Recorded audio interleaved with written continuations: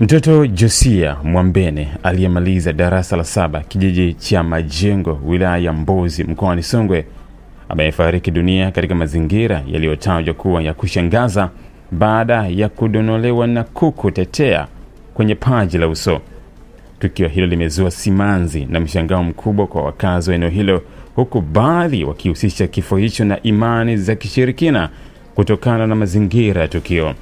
Kwa mujibu wa ndugu wa marehemu Rafael Mtafya, mtoto Josia alikuwa miongoni mwa wanafunzi waliokuwa wakifanya vizuri kitaaluma na alitambuliwa rasmi katika mahafali ya shule yao, akipewa zawadi maalum ya kutokana na ufaulu wake. Usiku wa siku hiyo, akiwa amelala, ghafla aliamka akipiga kelele akidai kuvamiwa na kuku tetea aliyemdonoa usoni. Tuliona jeraha dogo tu, tukadhani si tatizo kubwa, amesema Mtafya. Baada siku chache, Josia alianza kulalamika maumivu ya kichwa, jicho lilianza kuvimba na baadaye akaanza kuharisha.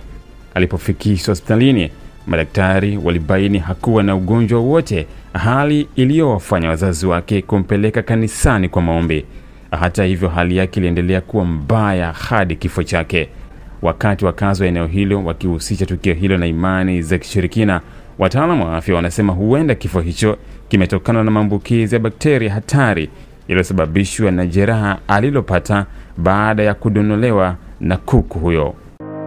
Ili kuwa mwanafamilia bora wa Global TV, usisahau kusubscribe, like, kushare na kucomment. Baada ya kusubscribe, bonyeza alama ya kengele ili kupata taarifa kwa kila video inayopanda Global TV Online.